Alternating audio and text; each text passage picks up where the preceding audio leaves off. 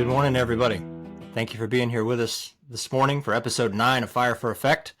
We have with us here this morning Jim McBride and Taylor George and myself. Unfortunately, the rest of the team were otherwise engaged. As you know, we're all over the country in various vocations, and our schedules don't always align that we can always be here together, but we do our best. It's been a heavy week for a lot of people, for everyone.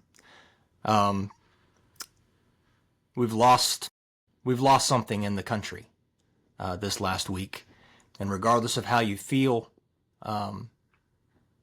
about Charlie Kirk and his work and the things that he did and the things that he said, something is different in our country today because of what happened on September 10th. A warrior is gone, a brave heart, a fearless faith, and a courageous communicator. An incredible speech by his wife yesterday. Her husband assassinated just a few days ago. She stood in front of the world and reminded us that all things work together for good. It takes an incredible person. And I think the fire that's been lit in the hearts of the youth, the inspiration that has been and continues to be, that flows out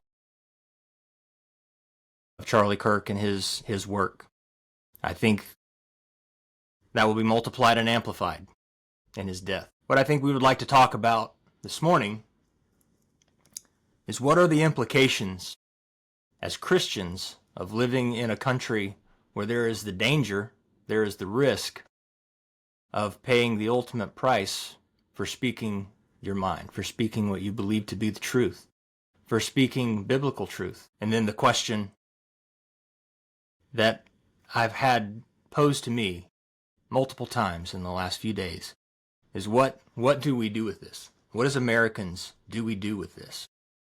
What do we do with grief? And where do we go from here? Regardless of whether or not you agreed with Charlie and his positions and the things that he said, whether or not you agree that he espoused biblical values, you should still be concerned about living in a country where there are people who are willing to kill you for speaking your mind. And on the flip side, we'll talk about, there have been a lot of people who have been fired from their jobs for the things that they have said in the aftermath. Horrible things that people have written online celebrating the death of a fellow American, and they've lost their jobs for it. Is that okay? Should you be able to be fired for speaking your mind any more than you should be killed for speaking it? These are things that we as Americans have to talk about. We have to have that conversation, which ironically is what Charlie wanted to do. That was his thing. He would pull up and say, let's have a conversation. And that's what we want to do here this morning, have a conversation about that. Do you live in a free country where speech is free? If you can either be killed for it or you can lose your job for it, is it really freedom? Heavy topics this morning, gentlemen. Sorry to start that way, but over to you.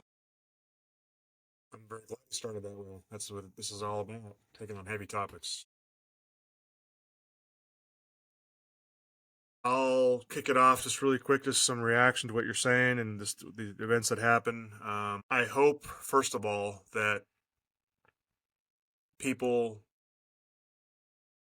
that wanted to amplify what Charlie Kirk's messages were and his voice, which I definitely think will happen, as his wife very eloquently and very powerfully and forcefully said last night. And we're recording this right now on September 13th, so the evening of September 12th is when she spoke. And I was amazed at her strength and clearly very sad, but also very, very focused on the mission that Charlie Kirk was on and her dedication to continue that mission and to amplify it. I do believe that'll happen in some way, shape, or form. What I hope what needs to be an ingredient of that is the way Charlie Kirk argued his arguments. And I've watched, many of his debates with students on student campuses and his debates on stages in different venues. I personally have not seen him ever demean any individual person, even if the person he was debating with embodied or espoused all the views that Charlie Kirk disagreed with. He never demeaned the person. He always argued ideas and philosophies and things like that, and always respectfully, I think. Now, if the person was disrespectful towards him, sometimes he'd be a little bit flippant back, but he never demeaned the person, even if they were saying the most terrible things or walking up to him and accusing him of all kinds of terrible names, which is happening online right now. He would say, "Really? Why do you think that?" And have a debate with him, have a discussion with him. So his not only what made him so effective, and I think why so much of the world is reacting, and why he is having such an impact. Think about this really quick. He's having more right now. It seems like more of an impact nationally than even when Rush Limbaugh died. And my wife and I were talking about that this morning.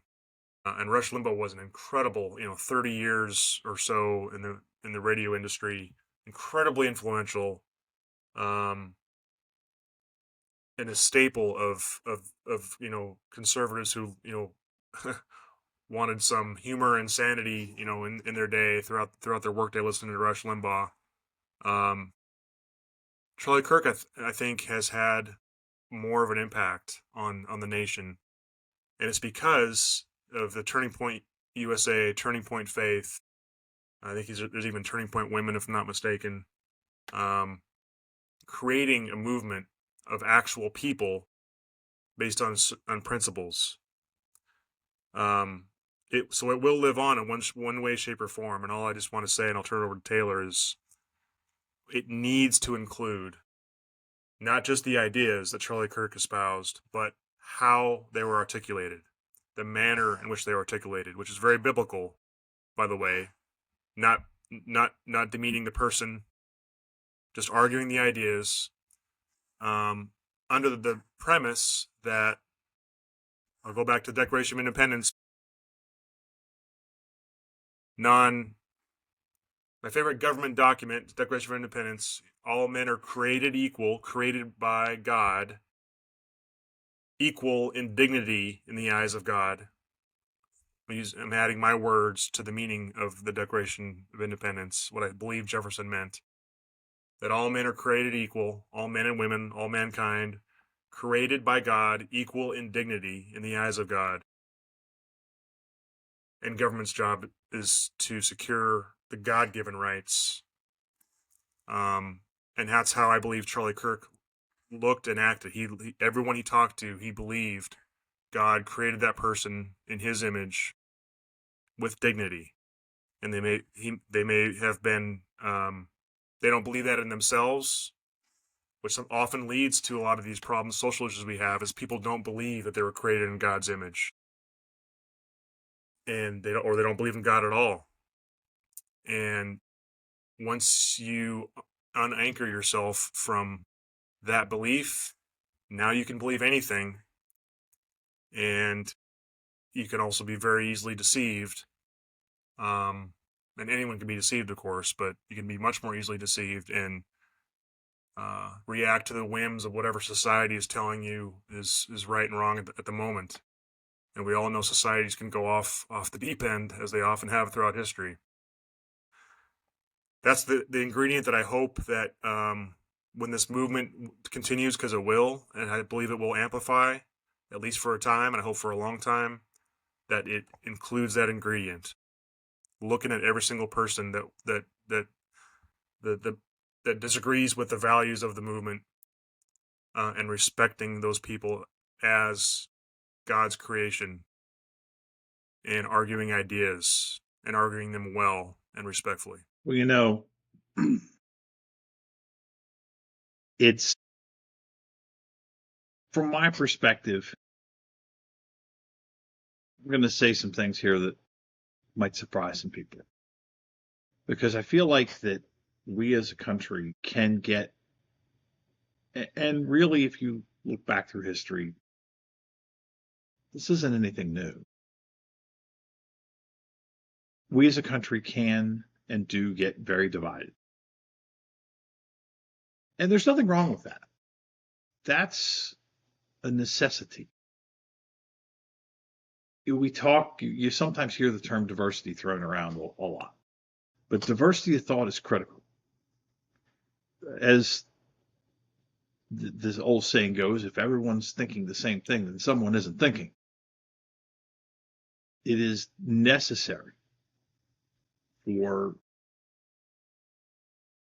good decisions to be made, for someone to speak up and say, now, wait a minute, if you thought about this, if you go back into history, you discover that kings used to actually have a position called the naysmith, the person whose job it was to stand there and say, King, what about this? What about this? And you thought about, and basically try to poke holes in what the king was thinking. Well, that's what we do with free discussion. And let me say this up front. I don't care who the person is. I don't care whether it's Charlie Kirk or Donald Trump or Congresswoman Ocasio-Cortez or anybody else. As far as I'm concerned, we are all Americans. We are all human beings, and we are all entitled to certain basic respect. And for those who have been out in the world, and I mean beyond the borders of the United States, you quickly realize Americans are different. And this is, in my mind, the central bedrock. When you drill all the way to the bottom, you find that this right here, our ability to discuss and to find compromise and consensus where we can resolve our differences in a way that never satisfies everyone, never really satisfies anyone.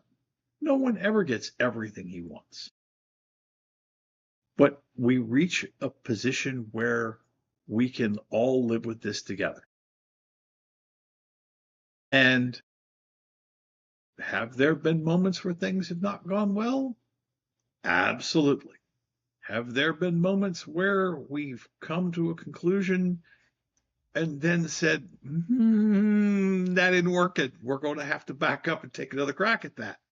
Happens all the time. Sometimes they're big ticket issues, sometimes they're not quite as obvious. But that's what we do. We discuss and we resolve. And do sometimes passions get heated when that is going on? Absolutely. Do sometimes people misspeak when that happens? That happens too. We have all occasionally said something and then thought about what we've said and gone, yeah, that was not, either I was wrong or that didn't come out the way I intended, or, some variation thereof. And that's all part of being a human being. But the basic requirement to be able to do anything is that we have to actually talk. And we actually have to listen. And we have to make sure that what we do stays limited to that. That when we spill over from speaking to physical violence of any type, that's where the line is. And we've got lots of different ways that we do that. Sometimes it's the legal judicial process. Sometimes it's the legislative process. Sometimes, and probably most commonly, it's just two people sitting down and talking. But above all else, that must be preserved.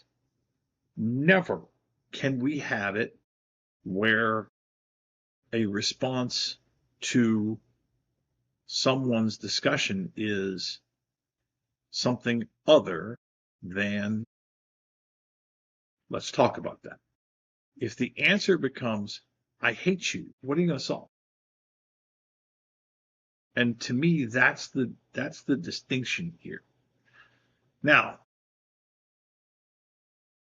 does it always work that way? It absolutely does not. We have living proof of that right here in front of us. Does it do any good to respond with violence? That depends on your point of view. Let me try it this way.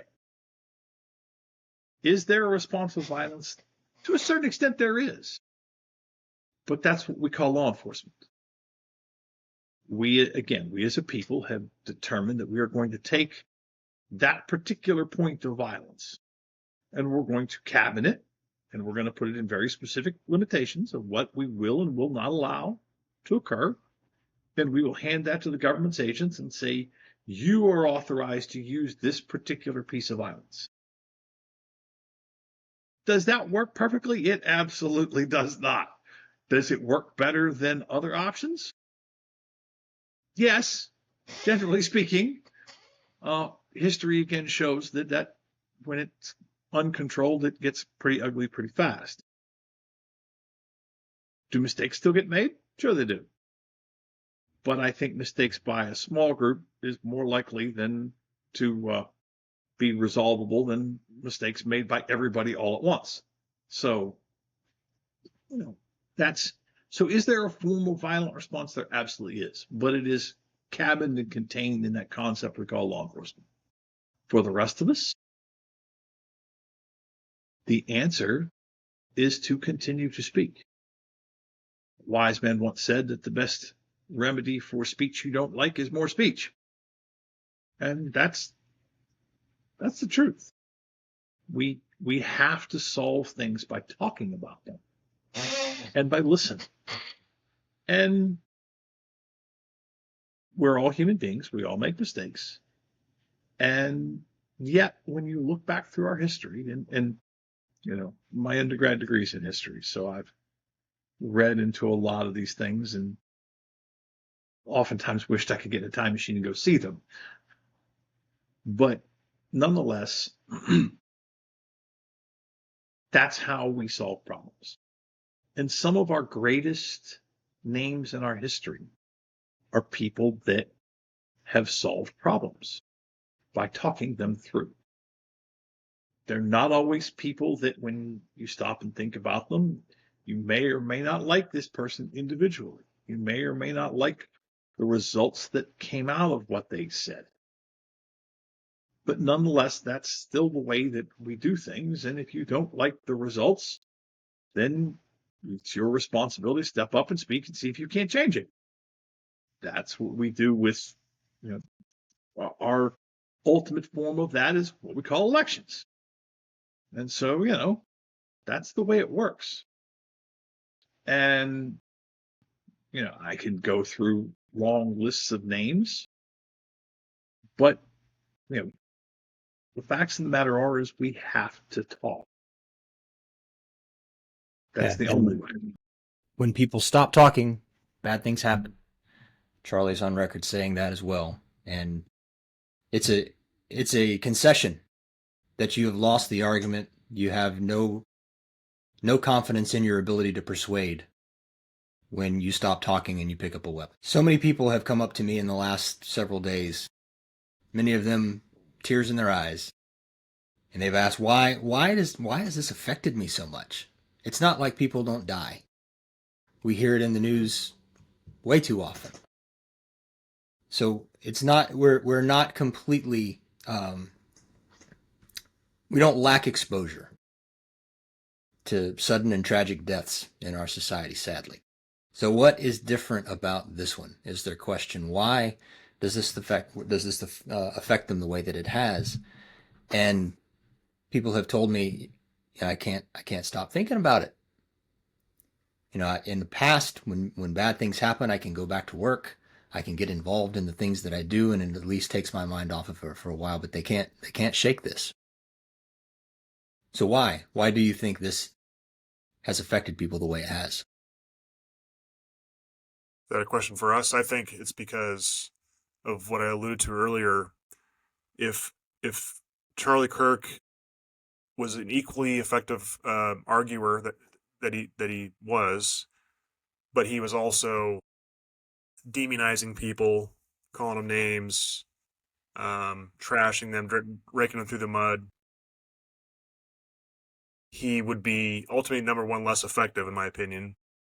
But it's because he did not do those things. It's because he was respectful. And of course, like the number one thing that brought his popularity was his amazing debating skills. Ben Shapiro has similar reputation. And Ben Shapiro's also a very respectful person. He doesn't, trash people by name or their character for the most part. But Charlie, I think, took it to an unprecedented level of decorum. And it's ironic because the people that hate him, and I'm seeing that online as well, they're only hearing caricatures of Charlie Kirk. They haven't seen his actual debates. They haven't seen him talking to college students who walk up to a microphone hating his guts, and Charlie keeping his cool, arguing the ideas, and actually sometimes winning them over in real life, in real time. Which, by the way, this whole discussion of debate, we got to keep in mind that when there's a live debate, very, very rarely is the person that you're debating with convinced of whatever your argument is if it's opposite of theirs in real time. But it's the continuous debate, continuous argument of discussions that makes that person think later on when they go home, or yourself think about what they were saying later on when you go home. That slowly starts to change how we think, and also, of course, the people watching the debate. It's bringing up ideas that they hadn't had themselves. And again, to answer your question again, just Charlie Kirk did that in such a way that he was always respectful to the person. And so I think that's the answer. I think that's why. It's not just because he was an effective debater. And of course, in the last several years of his life, he brought in more and more of the gospel, more and more of his Christian faith, and also argued that in a way that was tangible and practical, in a way, outside of the church, in a way that Americans just don't see. The world doesn't see all that often. He was able to blend faith and politics and social issues all together because in his mind, he was able to find a way to articulate how his faith transcended every aspect of life, which it does. And he's able to articulate that incredibly clearly, related to family values and individual worth, regardless of skin color, all these things, and able to distill, and also to distill the American founding values and where they came from both biblical teachings and also, Plato, Aristotle, etc. And I think that it gave people that are so passionate about him, they were able to see a person articulate these ideas that we know in our hearts, that a lot of us know in our hearts made America what it is. But as the three of us and John and Pastor Mike have chatted, privately many times in the past several years, we've lost the art of being able to do that. And the phrase I bring up all the time is, exhuming Publius. I think Charlie Kirk is our modern Publius. He's able to articulate the values that make people strong, America strong, in a new way that new ears, the new generation, can hear and understand it. And I think that was why he was so revered. I look at this from a slightly different perspective. And that is that I don't think the difference should be, again, no matter who it would be that this had happened to, because at least to those who have been educated and understand this, and it's something that I remember being taught about this from being in elementary school, that this cuts at the heart of what it means to be an American. That we solve problems in a way that is different than violence.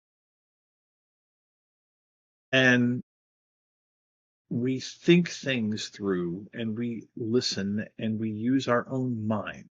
It always bothers me when I see someone who is espousing a viewpoint, and someone asks, "Where did you get that?" And the answer they come back with is, "Oh, so-and-so told me." And, well, or worse yet, well, everybody knows that. That invariably is the sign of someone who is unfortunately uneducated. I have no problem whatsoever with someone who can, when I ask, "Where did you get that?" the answer they come back with is this example, this example, this example, this example. They can go back and point at facts, figures, points in history, whatever the case may be. I love it when I come across a person like that, because that's the kind of person I always say, let's talk. But when you come across the person, all too commonly, unfortunately, that they don't have that background, all they have is indoctrination versus education, that becomes very difficult to deal with. And I think that's the problem here is that we do have people in this country who are somewhat more prominent, and Charlie Kirk was just one of them, who try to educate. Some are less prominent, but nonetheless, we do things through a process, and we do things by learning. And I can say for myself that over the years, I have had my thoughts on subjects change because I have become more educated, because I have learned more facts. And I have had times where I have said, got to think this one out again.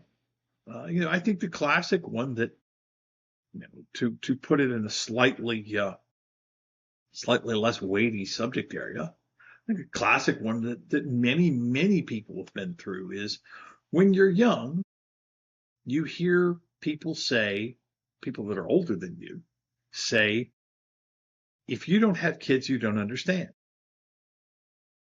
Well, I always used to go, what are you talking about?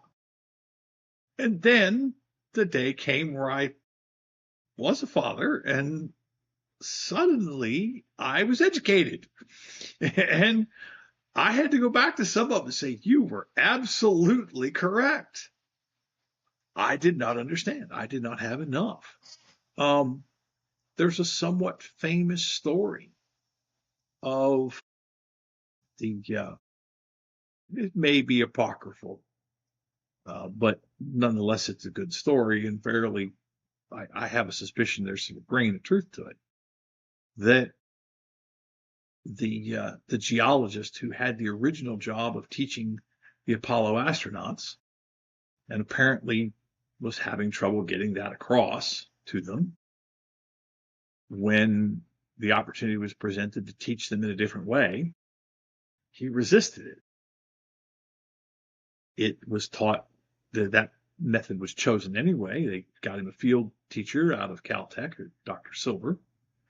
And the day came when the Apollo astronauts actually found something pretty significant on the moon because they knew what they were looking for through that form of education. And the story goes that the first geologist stood up in the middle of the geology back group and turned around and says, "I stand corrected, Dr. Silver." So the ability to be able to do that is critical. And I keep thinking of something one of my professors said in law school.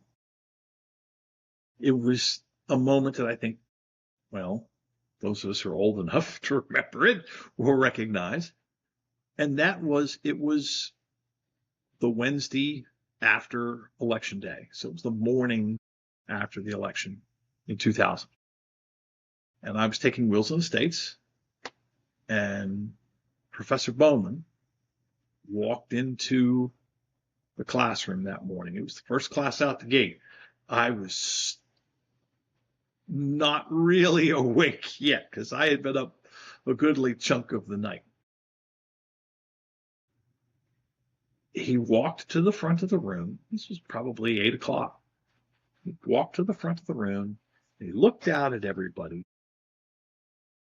And Professor Bowman was sometimes known for having a little bit weightier comments from time to time. And he said, "Ladies and gentlemen, I want you to watch what happens over the next few days. Watch very closely." He said, "This election contest that we have is very apparent. If we were in any other country in the world, this would be solved by troops in the streets. Here we use lawyers." And he was absolutely correct. As we all saw, that problem was resolved by law. Now, is law the answer to every problem? It is not. But there is a way, so far as I can tell, to solve every problem by one of 4 ways. The preferable way is that people talk amongst themselves. Law is one option. The legislature is another. And if we can't make any of those work, then, and only then, do we resort to violence.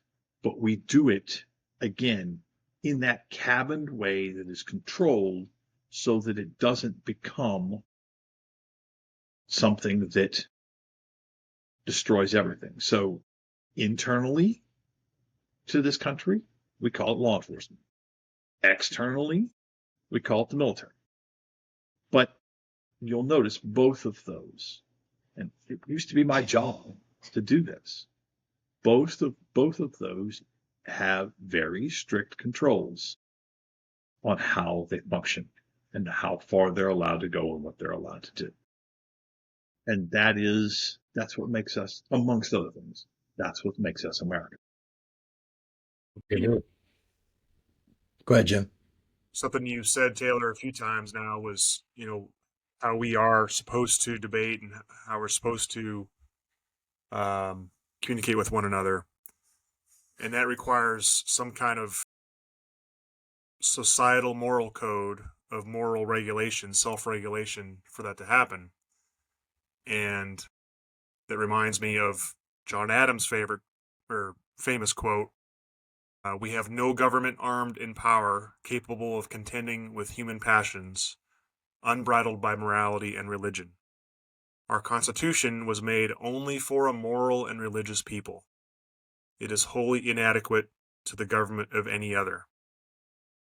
The way I interpret that is that if we don't, as a people, embody what he's saying there, and he didn't say which religion, and even if someone claims to be an atheist or agnostic, they're still to adhere to some kind of moral code. If we don't have that as our guiding principle, then the Constitution, then it leads to government intrusion, government enforcement, to quell violence, which is not what we want to. That's not the direction we want to go to, obviously. Now, one more quote. This is something I wrote myself to try to share this with people as in the aftermath of Charlie Kirk's assassination. Is that when someone demonizes a person, whether it's for their speech, their faith, their skin color, their background, the only winners are the demons themselves. Whereas if you argue for and against ideas while loving the person created in God's image, then the demons lose. And that's what, again, I bring back to Charlie Kirk, that I believe that that's what he did. He never demonized the person. And what's happening now in response to his death is so many people that don't like him are demonizing him. And there's been a lot of demonizing going on, meaning adding a label. I'm not going to say the word, but the F label, FA label, and the NA label. I'm not going to say that either. You put these labels on government officials, that gives a lot of people in their minds like, oh, that person is that type of label, well, then I need to do something about it, because that's dangerous. And that leads to one more thought, and I'll turn over to Marcus, is that, the last several years in our universities, I'd say at least 10 years, they've been teaching that confrontational speech or controversial speech is dangerous, is violence. They're actually teaching that speech is violence. That's what they've been teaching in many universities in America for quite a while now. And again, you don't have to say what comes next, but a lot of people will take it upon themselves like, oh, what that person is saying is violent. I need to do something about it. And I think that's what's led to Charlie Kirk's assassination. Yeah. I heard a clip on the news last night. It was, I don't know, probably 90 seconds of a collage of news reports from the last several years, just one after the other, doing exactly what you said, applying labels to certain political figures and public figures. And going so far, I mean, one news reporter went so far as says that somebody is going to have to go out and put a bullet in so-and-so. Because they are an existential threat to democracy, or, whatever phrase they want to throw on it. You're exactly right. When you compare someone to Hitler over and over and over, you give the impression that they are a literal threat to national security, that they are a literal or existential threat to democracy or to the republic. And then to even go a little bit over the edge and be more explicit and say somebody has got to put a bullet in that person. It can be no shock when someone actually tries. And that's the kind of, rhetoric that has got to be tamped down. And we do live in a free country and you have free speech, but to your point, Jim, our country is made, our Constitution is for a moral people, and it's wholly inadequate for any other. And our morality has degraded to a point over the last several decades, century, where we are no longer, at least a portion of our people are no longer the type of moral people who can be governed by a constitution such as ours. And that becomes a real problem. When people perceive a physical threat to their safety and their life because of something that you say. And that is, it appears to be what happened in this instance and what we've seen in the past, just in the last year. Back to the question, though, of why this has affected people the way it has. My perception is that in both his life and his death, Charlie was exceptional in many ways. In life, he was larger than life. He was a force of nature, an unbelievable talent when it came to packaging and expressing an opinion, whether you agree with it or not. You can't deny the guy was unbelievable at making his point. Very effective, very persuasive, clearly, from the number of people that would come to listen to him and the number of people that would follow him. You had mentioned, Jim, that you guys were talking about Rush Limbaugh and how this has had an even bigger impact than when Rush Limbaugh died. I heard somebody say something similar yesterday, that it was a young person that said he was the Limbaugh of their generation. I've heard someone else said that he has been a big brother to an entire generation. And so his loss feels like a loss of a family member. I was talking to my nephew yesterday, and he was saying that he regularly, anytime anything would happen in the world, one of the first things he would do would be to go to Charlie Kirk's podcast and see what Charlie was saying about it. And he said he feels a little silly that the morning after this event, he almost went to Charlie's podcast to see what Charlie was going to say about the thing that this huge thing that had happened. And of course, it takes half a second to realize can't do that in this case. But he was fearless and so well read, so articulate. The man never went to college, but yet he would go into the lion's den in places like Oxford, and he would debate some of what we would think would be the most well-trained minds in the world. Of course, that's not really the case with the state of our universities these days, but still a bold move on his part to go in there with no college or university education and debate law professors and debate, these third, fourth year students.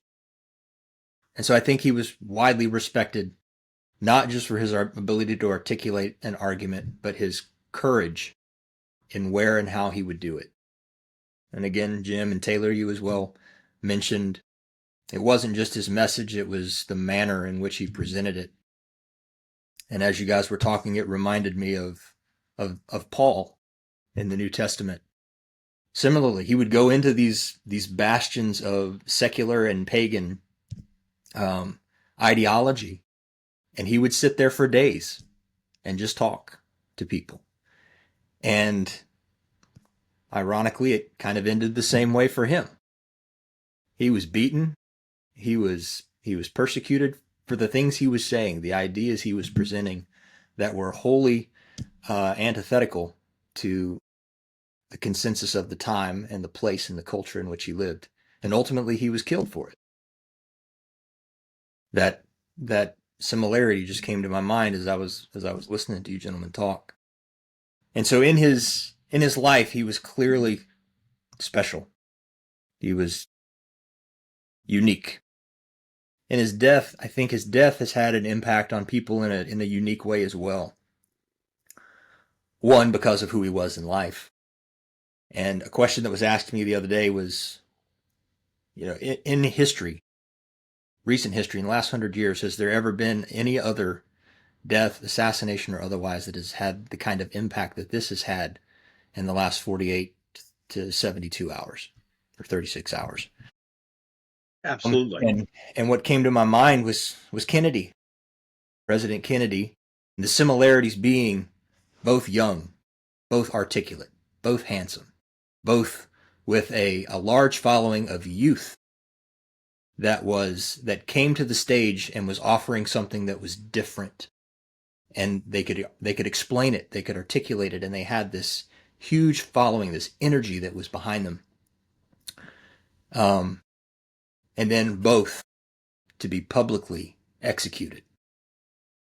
And I think that's key too for why this has been so impactful on people, is that everybody watched it happen. It's not something that you heard in the news. It's easy to divorce what you hear in a 10-second news clip of somebody being killed, somebody being shot. That's different than watching it with your own eyes. And it's different watching it with your own eyes knowing that it's real. It's not a television show. It's not a video game. As I said in the opening, our society is overexposed to such things in our entertainment. We're not strangers to violence. We're not strangers to death. We're not strangers to gruesome death. I saw a statistic here that a child who watches an average amount of television may see between 8,000 and 40,000 murders and 100,000 to 200,000 acts of violence by the time they are 18. Those statistics are compiled from decades of research, excluding exposure from sources like including sources like video games, movies, and social media.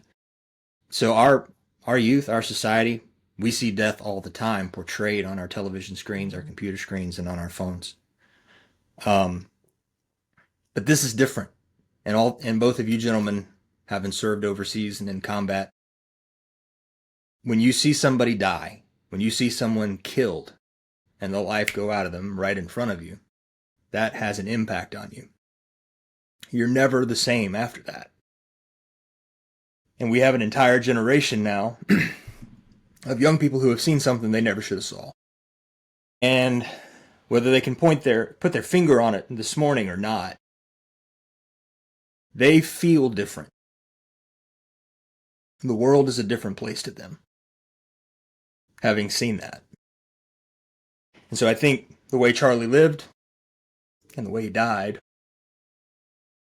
is why people feel the way they do. And the personal connection that they have with him, for many of them, he was invited into their life every day. And he was a constant voice, a constant presence. Family member, a big brother. And for all of those reasons, I think that's why his loss has affected people the way it has. Friend, I'm going to respectfully disagree with you on two different things you said. And I'm going to echo a third one. I'm going to start with something else that you talk about how, why is this different? I'm going to suggest that perhaps it isn't. You mentioned John F. Kennedy. The two names that immediately jumped to my mind were Dr. Martin Luther King Jr. and Mahatma Gandhi. Both, same situation. People didn't like what they had to say. Both espoused nonviolent resolution through proper political and legal means, speaking, and both were killed for it. Which brings me to this point. Someone wisely pointed out, a martyr cannot be silenced. And thinking people have come to understand this point, which is why you rarely see these days someone who is killed for what they have to say. Even the Soviets understood this, that taking a dissident and shooting him accomplished nothing. You made 10 more.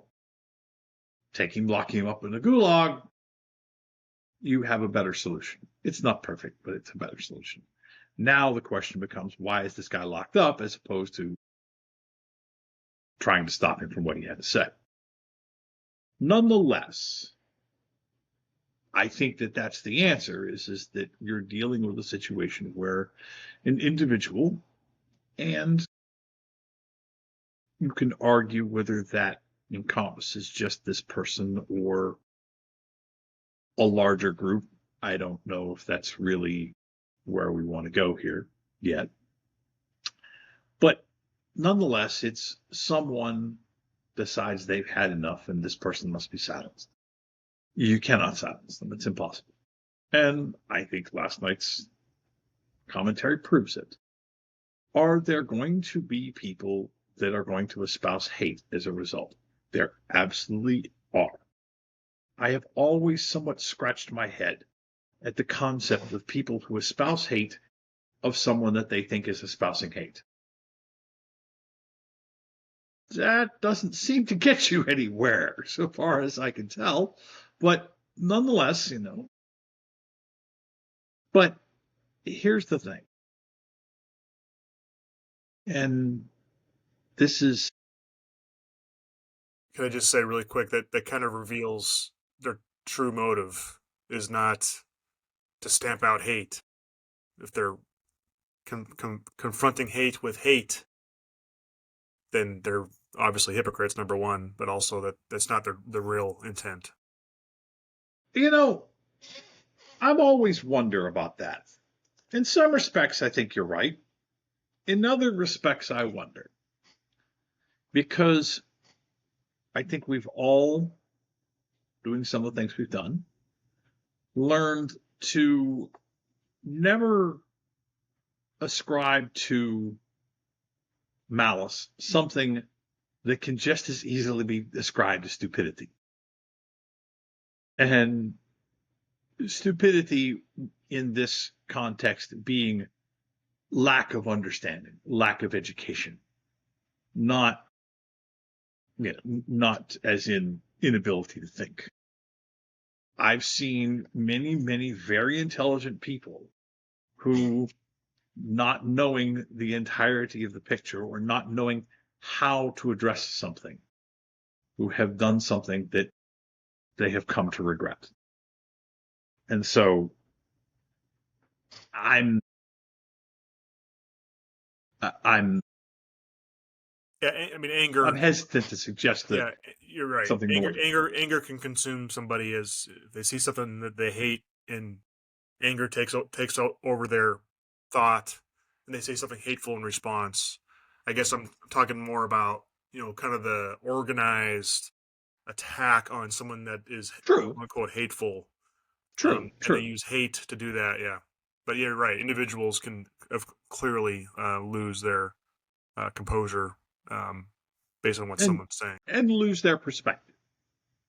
And I'm as guilty of it as the next man from time to time. So I freely admit that I'm a human being, and all human beings do that from time to time. And I've lost track of what I was going to say. I hate it when that happens. You disagreed with me on 2 points, and you were going to reinforce one. What was the very first thing you said, Marcus? It was the first thing and the last thing that you said. Well, we talked about what made him unique in his life, his courage, where he would go to bring the message. Yeah, that wasn't it. What was the last thing you said? Let's go with that. And his death, similarities to Kennedy's assassination, which I think you drew that distinction. You would equate it more to Gandhi and right. But there was something you said at the end too. But I know what the first thing was. You said that our society had been deteriorated. I suppose that you can look at it that way. But I want to look at it through a slightly more hopeful view. I think our society, rather than seeing it through a linear perspective, I see it through a waveform or pendulum. Things slide one direction or the other. And then things happen. And someone says, wait a minute, we've gone too far. Hopefully, we catch on to that before things get too far. But nonetheless, we have built into our system a concept of how we keep things on that even keel. And again, that's what we call elections. You don't like the direction the country is going, vote for somebody else. Now, is that a perfect system? It absolutely is not. But it's the best system anybody's ever come up with. So, unfortunately, that's where we are. I think back to a little bit in history. And I think back to, is there something that we can, in our own history about where someone's speech has caused violence, where someone arguing, and let's just for the sake of the argument here say that some people think that the speaker, whoever the speaker is, has gone over the line and said something and gone beyond what is acceptable. Do we have history of that? We absolutely do. It's forgotten so much, but I would take us back to May 22nd, 1856. In, of all places, on the floor of the Senate chamber in the United States Capitol. Marcus, I see you shaking your head. You know where I'm getting ready to go. Where? From my own home state and Jim's current home state, Mm-hmm. Carolina. Go ahead. A congressman who had had enough with something that a senator had said on the floor proceeded to show up in the Senate chamber and beat that senator nearly to death with a cane. I would respectfully suggest that that's really not a whole lot different than where we are right now. But yet, here we are 75 years later, and in some respects, things haven't changed, but in other respects, they have. And I think if you look back across that time frame, what you see is a country that was at one, had shifted over to one side. And there was a lot of disagreement, and it was coming apart. But eventually, in that particular case, for kind of the way we prefer not to do again, it all got pulled back together, and it came back on an even keel. And then, if you really look a little further, you notice that there are points where it goes this way and it goes that way in that same 75 years or so. Yet, my math is completely off here. There's a reason that I went to law school, and that was so that I didn't have to do math again. 175 years. There we go. Much better number there. And that 175 years, we tilt back the other way and back and forth. And so if you look at it from that long perspective, I think you see it not as a linear path, not as a linear descent, but rather a waveform where we go up at some points and things get better. And then at other points we come down. But we always move up and down. Again, we're human beings. We do the best we can. Sometimes we make mistakes. Sometimes we realize we need to readjust here. So I think that really is, I think that's a key point. And I remember what the last thing was. I'm going to start taking notes. But you talked about the concept of what, the concept of seeing violence. I'm going to respectfully suggest something. Is that something a 2-year-old or even a 10-year-old should see? No. But at some point, the truth must come out. At some point, people must be educated. I find it fascinating. As we talked about last week, I'm still technically a member of the volunteer fire department of the town I grew up in. I saw quite a few things that were not very pretty, to put a kind face on it. I saw death from a lot of different angles. The facts of the matter is that too is a reality of life. And death in any form is never pretty. When my father passed a few years ago, there was a lot of discussion in the family about what we were going to tell the girls and how we were going to handle that. To me, it was no discussion at all. It was that we were going to tell them the truth, and we were going to let them see him, and we were going to explain exactly what happened here. And there is just no way you can avoid that.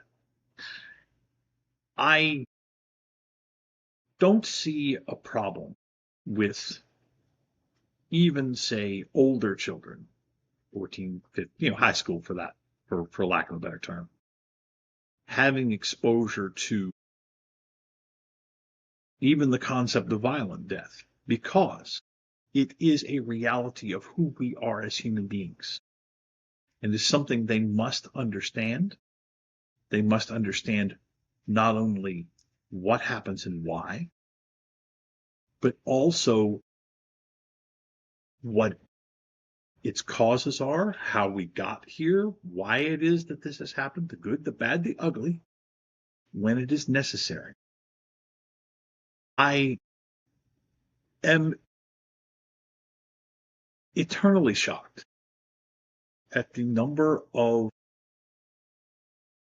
young people that I have met, both officers and enlisted, who we are standing on the ground in Iraq and have never grasped the concept that death is something more than a video game or a movie, that there actually is something to this. I give our drill instructors great credit.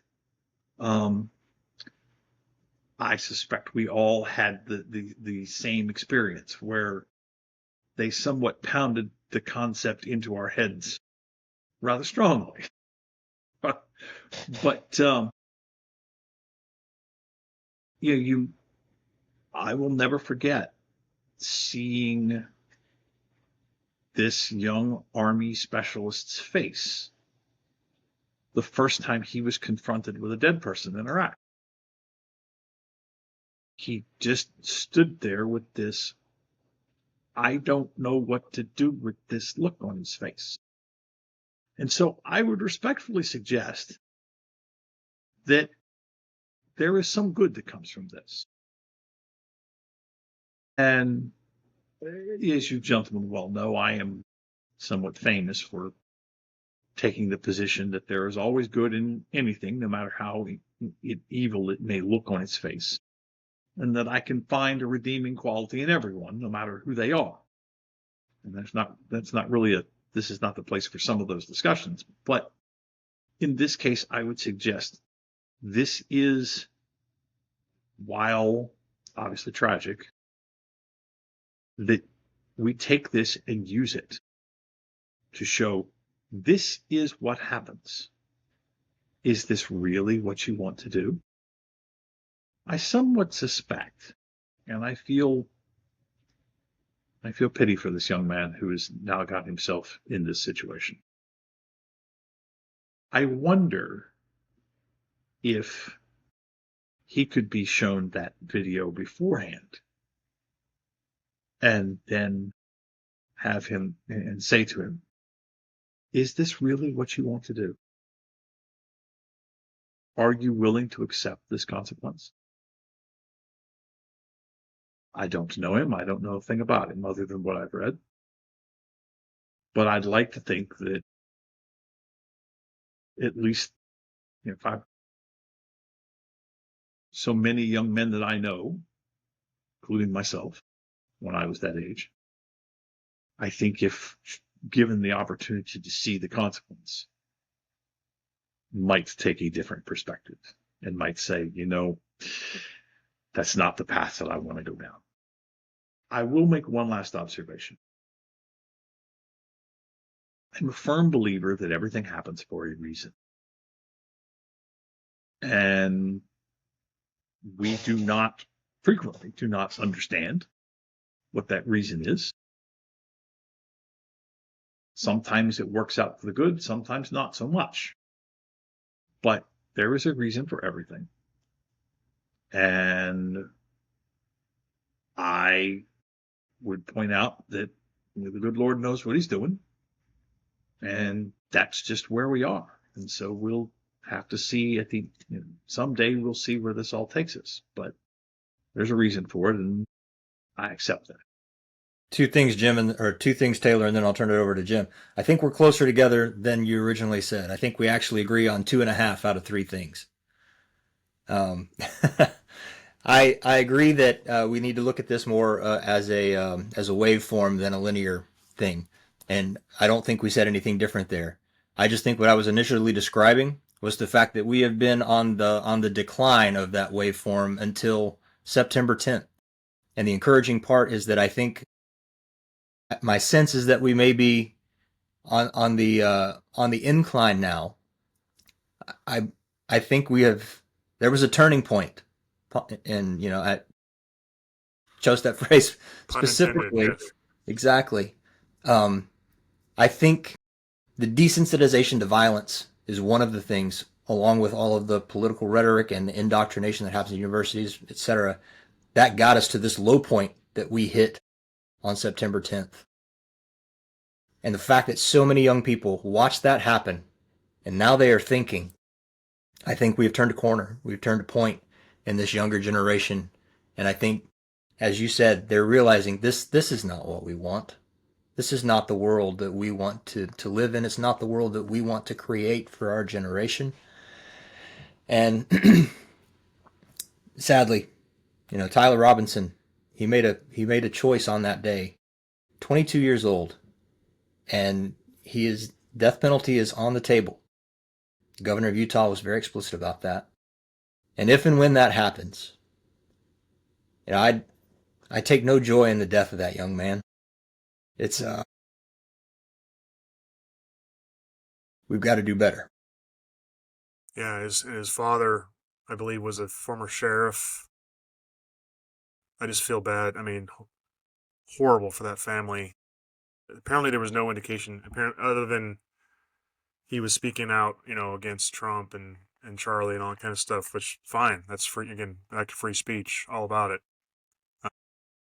But raised, seemed like in a good home and had a good life ahead of him, and just incredible that he made this decision. Like what, and unlike in other recent assassination attempts, like the attempt on Trump, that shooter was immediately killed, and most of the time they are. In this case, he's alive. So we'll see over time, what's able to be released about his views on things and what he was thinking, and if his views are changed after this. I mean, he's a young kid still, 22, very impressionable, obviously. So maybe he can learn somehow before the judgment comes down on him, the legal judgment. One thing I was just thinking while you guys were talking, another reason I think Charlie Kirk got so much traction is also the timing of things, of when he got traction. It was on the heels of. So I think he died at 31, and he started his movement at age 18. And I think he got better and better, and of course more mature over time, and more refined, and become more faithful as well about his faith over time. And then really, like the college campus stuff really ramped up. It seemed like in the last 5 years, and he was, people behind the microphone, like we are right now, are obviously influential. Rush Limbaugh, very influential. But Charlie Kirk, he was going out in the middle of crowds and purposely trying to argue live with people that he knew disagreed with him. And he didn't say things perfectly all the time, of course, but he said really good things a large majority of the time. And again, it's how he handled himself. But my point is, you really got a lot of traction on the heels of the COVID dystopia that we lived in as well, and the race driven riots the last several years, where a lot of our youth, at least people our age, have some kind of decades of grounding of what we believe to hold on to. But a lot of the Gen Z population was just obviously confused about the actions our government was taking, and the actions society was taking, and the actions that government was allowing society to take, and the oppression of speech online, and the just flat out misdirection, to put it mildly, about the reaction to COVID, as far as like public, the lockdowns and the masks and vaccines and all that stuff. Yeah, I think in the youth, not being able to go back to school for 1 or 2 years, depending on the state. And it's just led to a lot of, I'm sure, I know, we know this, depression and confusion. And that's the most impressionable population. And then here comes Charlie Kirk, clearly and articulately defining what he believed in a respectful manner, arguing with people that didn't believe with him, but hearing their point of view, never shutting them down, hearing their point of view and arguing it based on principle. And that has led to, I think, so much of the youth being passionate about him. And again, and the adults seeing how he was conducting himself and also influencing adults, but really seeing how he was doing this and conducting himself and going into the fray. Which leads me to another quote I want to read. And I put it on Facebook recently, but he was the man in the arena. Teddy Roosevelt, 1910, wrote, and this is another reason why Charlie Kirk is incredible. And by the way, before I read this, he talked about facing death threats for years, and he did face death threats for years, and he had good security team around him and at his events and everything. But his life's been threatened many times, as are most public speakers who are speaking about culture and influence and having an actual impact and influence in the culture, which he definitely was.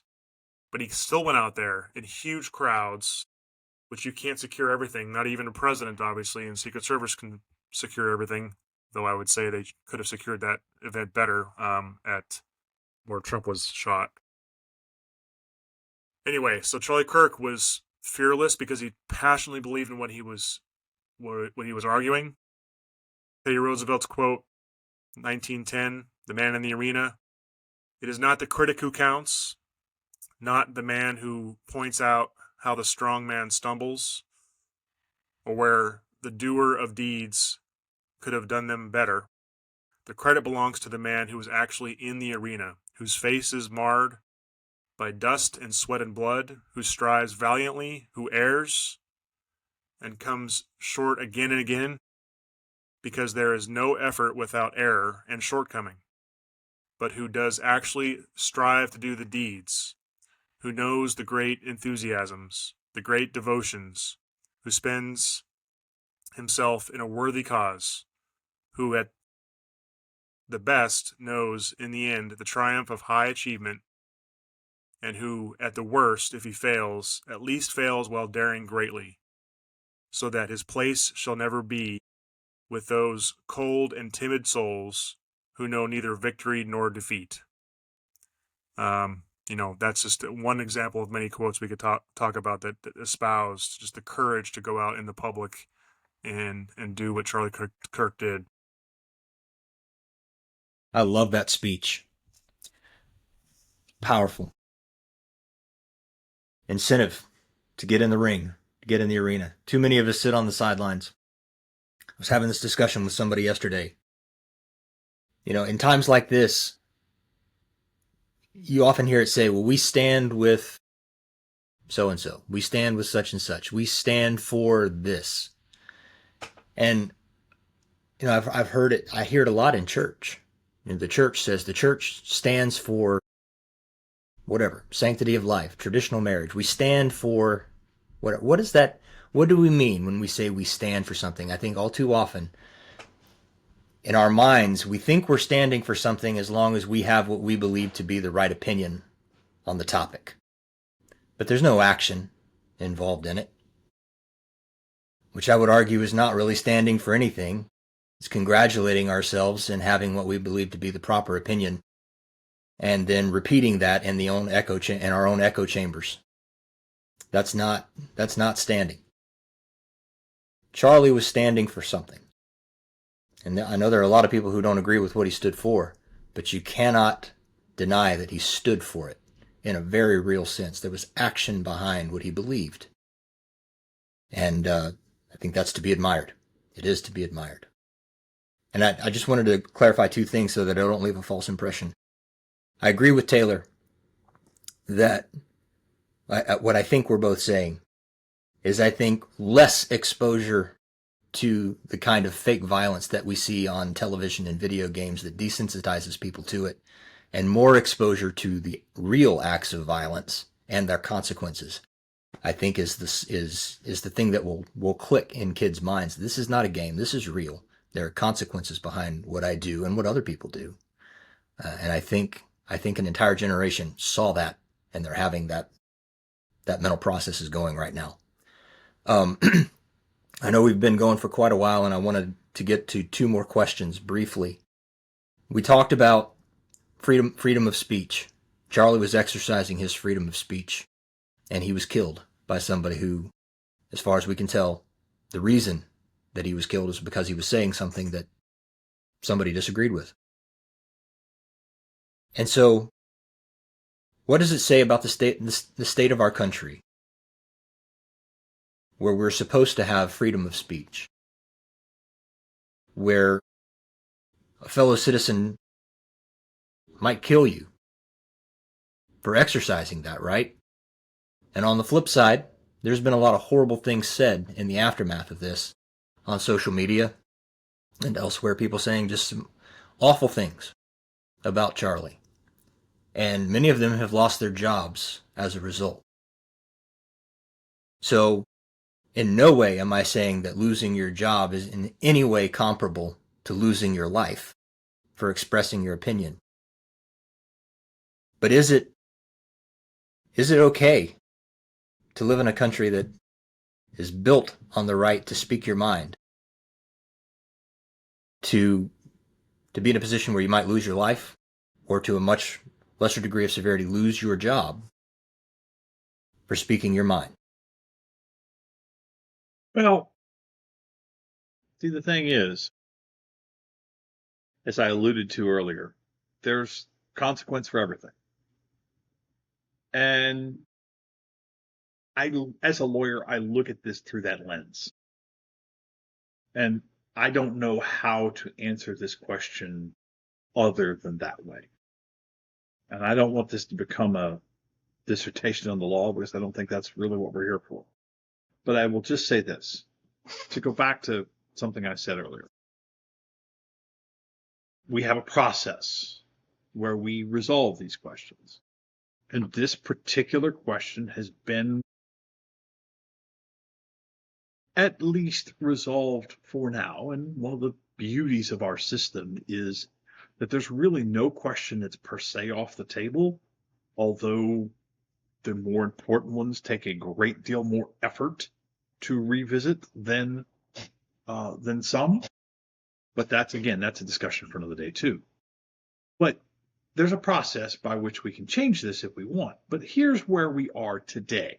And that's really the question, I think, is that as of today, yes, people can be fired for speaking their mind within reasonable left and right lateral limits.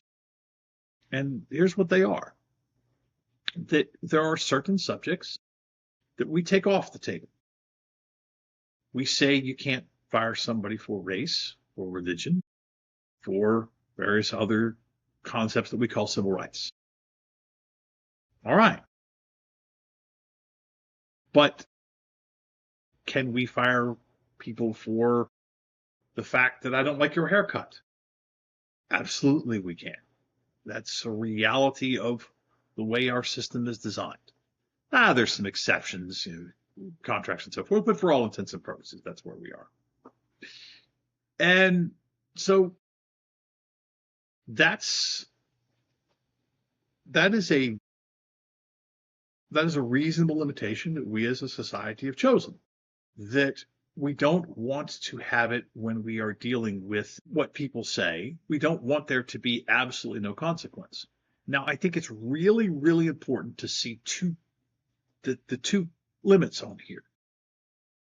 Freedom of speech constitutes something much greater than the First Amendment. Oftentimes, these two things are conflated, but while the First Amendment is part of freedom of speech is not cabined by the First Amendment. It is merely a subset. Or the First Amendment is merely a subset of freedom of speech. But the First Amendment gives us one of those limits. and that is that government may not take action against us for what we say. Now, that doesn't extend completely because we do have certain limitations, which again I don't want to get into, but we'll talk about them. The time, place, manner. In other words, we don't want, as the somewhat famous saying goes, we don't want someone shouting fire in a crowded theater. On the other hand, you also have the government's own employees and how it deals with its own employees. I get it. To flip that around, we also have the other limitation, which is when someone goes beyond speech, then it's a different concept. So again, we do not allow violence in response to speech. If someone chooses to use violence as their consequence, well, unfortunately, you've gone too far. We don't allow that. So this is can you and should we have consequence for speech? Absolutely. Everything in life has consequence. But the question must always be, is that consequence something that we consider to be appropriate? And basically, so long as it is kept to not violence, we accept that as a people, as a nation. And we recognize that the government must have certain limits placed upon it also.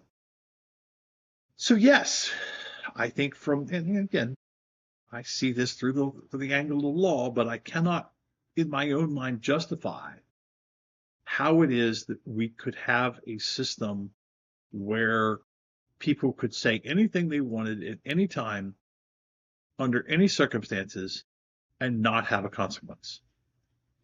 If for no other reason, let's just take it this way. Can you imagine what a classroom would be like? You'd never be able to get anything taught. There has to be, at least in some manner, some reasonable limitations. You want to say, you want to talk about what's being discussed? Great, there's time and place for that. But you can't do it in the middle while the professor is trying to speak, trying to teach. So, I think that's a good breakdown, Taylor. And I think we all agree that it's not okay to kill somebody because you disagree with what they're saying.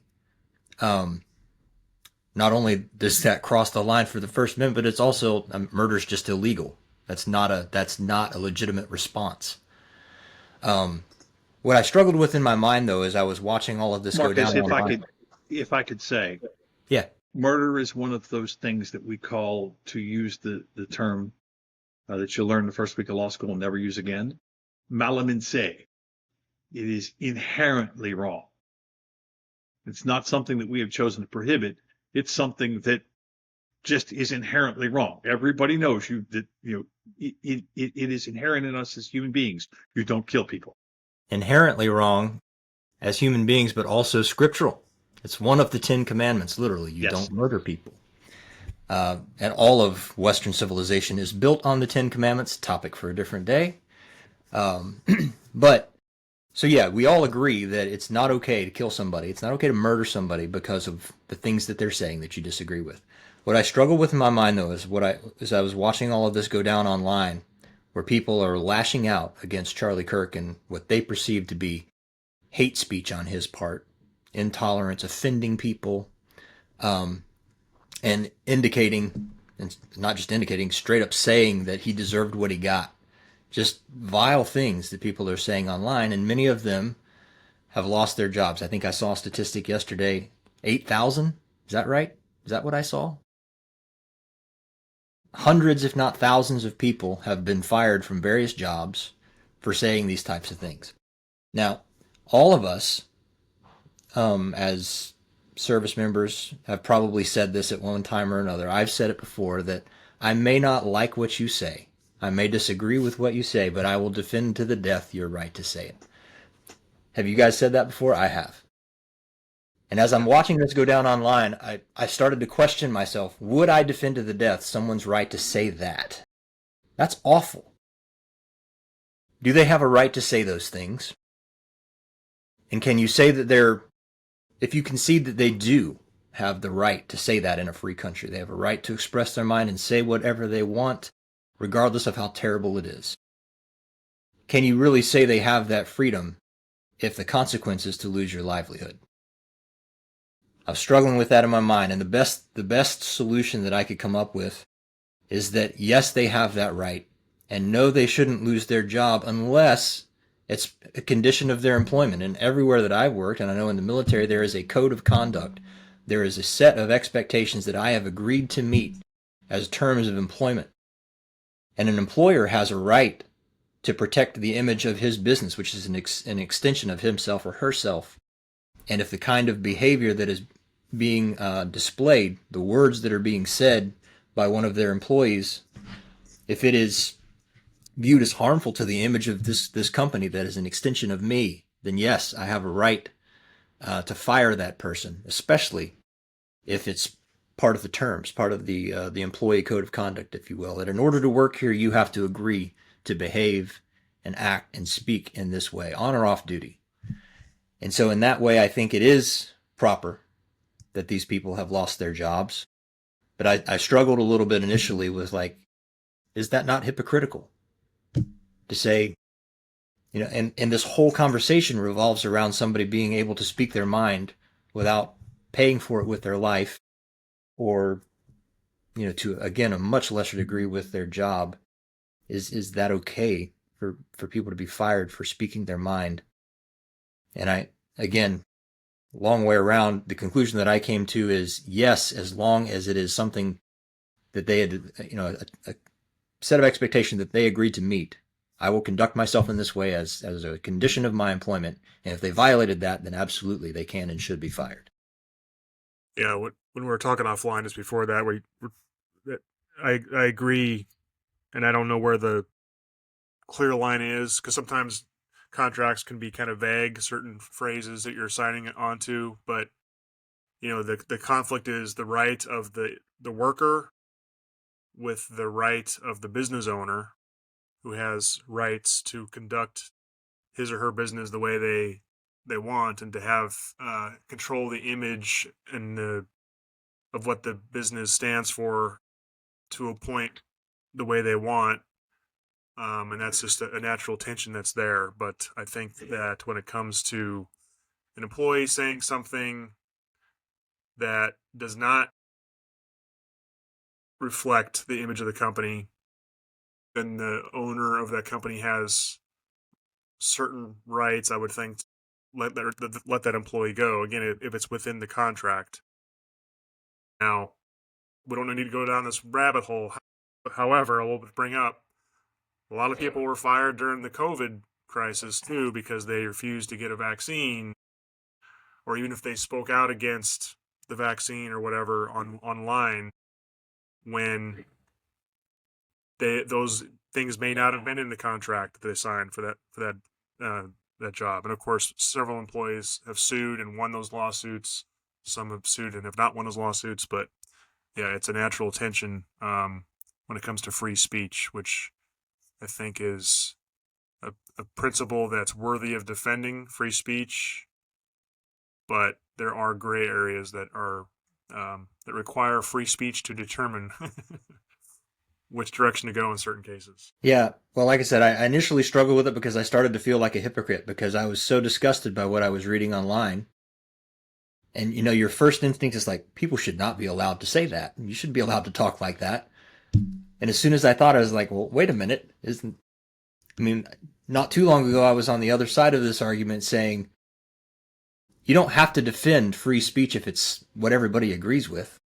The speech that needs defended is what everybody disagrees with, the stuff that totally disgusts you and turns you off. But I have a real moral dilemma with that because I find that kind of speech indefensible. And it also gets even more gray, in my opinion, if whatever employee is saying something controversial and they're wearing their uniform of the job they work for, that's one thing. if they're speaking in their private capacity, they should be afforded some more freedoms. But again, it's a gray area, and I don't know the answer to that.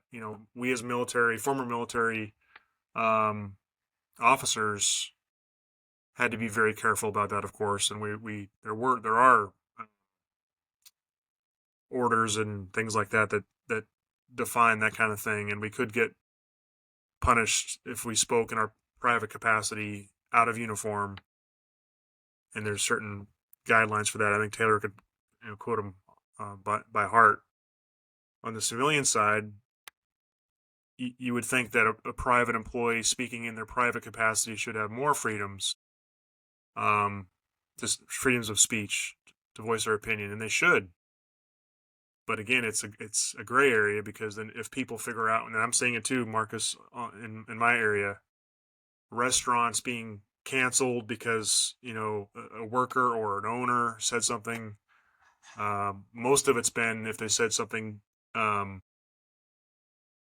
not sensitive to the death of Charlie Kirk. If they were rejoiceful or implying he deserved it, things like that, they're getting hammered online and being canceled, and employees being fired, like you said. And it's I don't have a clear answer on that, and those comments also abhor me, and they shouldn't suffer legal consequences, in my opinion. So that's another distinction. There's real, to Taylor's point, there's real consequences to things we do and say in life. Trade-offs, as Thomas Sowell will say often. There's trade-offs to everything. And some of these consequences are, whole businesses could be put out of business because they're getting canceled because of this issue or other issues in the past. Target, supermarkets in the past for, I won't even go there, but for things that they did, and other, Hobby Lobby for things that they've stood for. There's real consequences to things, but yeah, it's tough when it's a private decision made by private people to determine what kind of rights should be protected with free speech. It's tough. But look at it the way that I was describing earlier, and you come back to the same result. This is a matter of, if someone doesn't like something, move on. Okay, for example, there was a bunch of flack some years ago about Chick-fil-A. Some people didn't like some things that they did. Okay, fine. Don't like it? Don't go there. Maybe that causes the business to lose money. Maybe it doesn't. Who knows? But that's that's sometimes referred to as voting with your feet, and that's or voting with your pocketbook. That's fine. You don't like what a business does, then you do so. You govern yourself accordingly. But I think it still comes back to, I think we come back to a situation where we have to make a decision, and this also comes back to the concept of private property. That business is someone's private property. They can choose to do with it as they like. And so we have these limits that we have established of what we do and don't accept. And so long as you're inside those limits, can something be done to you? Legally, no. And if you don't like what the limits are, then you can either, your solution is either you go and your remedy is at the legislature, or your remedy is at the ballot box, or your remedy is, I'm just not going to participate in that. Whatever. There are things that I don't particularly care for, and I choose not where I will and won't spend my money. That's my business. As we bring this home, I think it perfectly puts us on short final to the way we want to end this. Is that what are the implications? What are the consequences of being a Christian in a society such as ours, And Taylor, you said we live in a society in America where there are certain things that we've agreed on. I think those were your words of what's acceptable and what's not. And so my question as we close this out, as Christians living in that kind of a world, what do we do when it's decided now that what's accepted does not include what we as Christians stand for and what we will say, what we will do? Those actions are no longer acceptable, and now there's going to be consequences for that. And of course, one of the things Frederick Douglass said, and of course the topic of the day that was very controversial then was slavery, and he had this idea. He said, I have one great political idea, and that idea is an old one. It's widely and generally assented to. Nevertheless, it's very generally trampled upon and disregarded. The best expression of it I've found in the Bible. It is in substance that righteousness exalteth a nation, and sin is a reproach to any people. Of course, that comes from Proverbs chapter 14:34. He says, this constitutes my politics, the negative and the positive of my politics, and the whole of my politics. And here's the thing that I want to offer up as the final point of discussion. Frederick Douglass said that I feel it my duty to do all in my power to infuse this idea into the public mind, that it may be speedily recognized and practiced upon our people. And so what Frederick Douglass was saying there is that his belief of what is best for the country, he believes it is his duty to infuse that into society, and the only way to do that is through freedom to speak your mind, to make your case. And of course, at that time, very dangerous to speak your mind, especially if you were in the South and you were anti-slavery, if you were pro-abolitionist. So we live in not so different times now.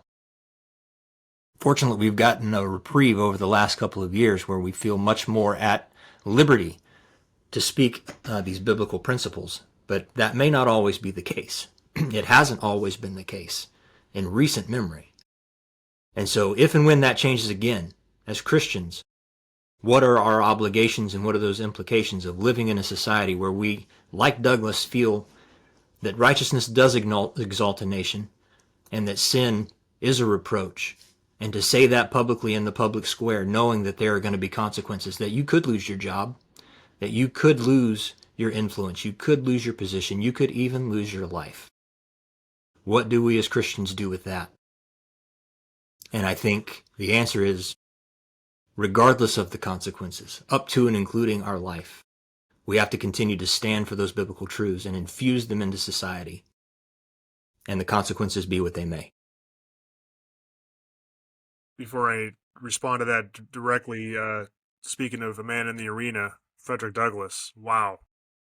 Great quote with this the topic of this discussion, because as a former slave, as you alluded to, he became a very famous and very effective public orator, and every single time he spoke in public, the people, those in the South that wanted to re-enslave him or wanted to punish him, they were in the crowd. I'm sure they were. I'm sure they were looking for him, and every time he went into public to speak openly, he was at risk of being probably killed, if not, captured or whatever. So, yeah, that's a man right there that also risked his life every single time he spoke publicly.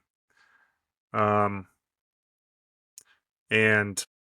to what Christians should do in response to this environment we're in now, at the risk of losing jobs and livelihoods and things like that. I mean, you're right. We, as Christians, ideally, we are to trust God, and we're to trust that, when Jesus said that there would be trials and tribulations specifically because of following him, and we're supposed to have courage, which is said, I think, 365 times in the Old Testament, if I'm not mistaken. Do not fear or have courage, something to that effect. Joshua 1:9 comes to mind. Now, they're saying that and believing it as a Christian, but then following through with it is hard. which I think is why it was said so many times in the Bible, because God knows how we're made. He knows our weaknesses. He knows our failings, and we tend to lean towards comfort and the easy by nature. And some of us have to, I think it takes practice as a Christian to lean into trusting God. And the more we do that, the easier I think it gets over time. But there's certain trials that are hard to replicate, such as refusing to get a vaccine because it was made with aborted fetal cells, and that goes against your religion, and risking your job and potential livelihood by making that decision, as both of you gentlemen have done. And truly willing to risk, retirement benefits and all that goes with it. It's very hard to do. And I don't bemoan anybody who has not followed through in that kind of conviction, because it is hard. And all of us have a breaking point, in my opinion. I think even the best martyrs Christian martyrs who were willing to die for their faith and did die for their faith in punishing excruciating deaths. Even Job, in the book of Job, he didn't act 100% appropriately, though we use him as a model of somebody who was being punished by Satan himself. Unrelenting, unfair, unjust pain, but did not give up on God. But he wavered a few times.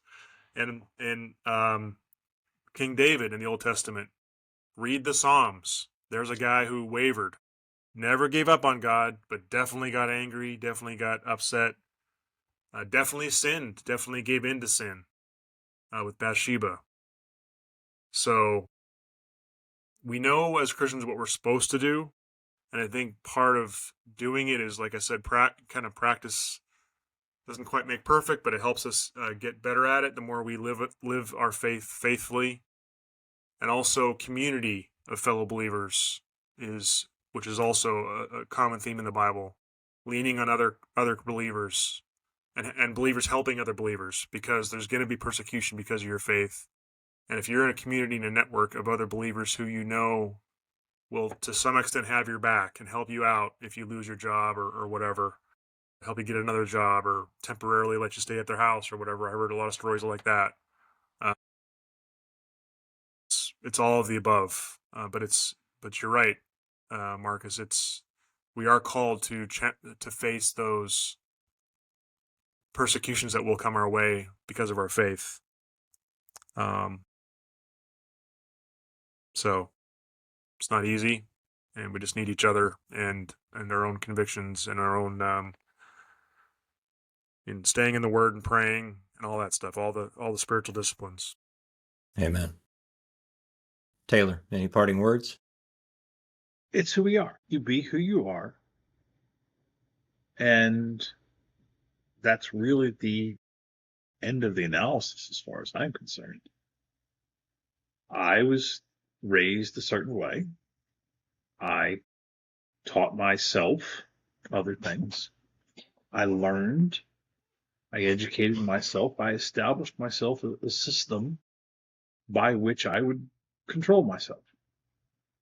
And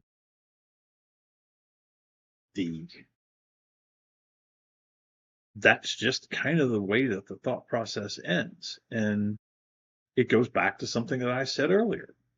If society changes in a way that you don't like, then you resolve it using those principles. And the principles of how that's to be done are laid down quite specifically in law and in the Constitution and in the Declaration, as Jim likes to go to occasionally, and he's right. So we follow that, and that brings us to where we are, no matter what. So to me, it's a straightforward analysis of you do what's right, period, no exceptions, chips fall where they may. Sometimes it works out well, sometimes not so much, but that doesn't mean you change who you are, because that but at that point, it becomes nothing more than situational ethics. Well, gentlemen, I've thoroughly enjoyed the conversation this morning, helping me in my own mind work through some of the things that I've struggled with in the last few days in the aftermath of this. It really brings into stark relief, what do I believe? What am I willing to defend? At the end of the day, at the end of this week, we lost a great man, no matter how you cut it. And it's a reminder that standing for truth, standing for right, standing for biblical values, standing for Christ comes with consequence. And I was reminded of Jesus' words in John 15, 18 to 19. If the world hate you, know that it hated me before it hated you. And if you were of the world would love his own.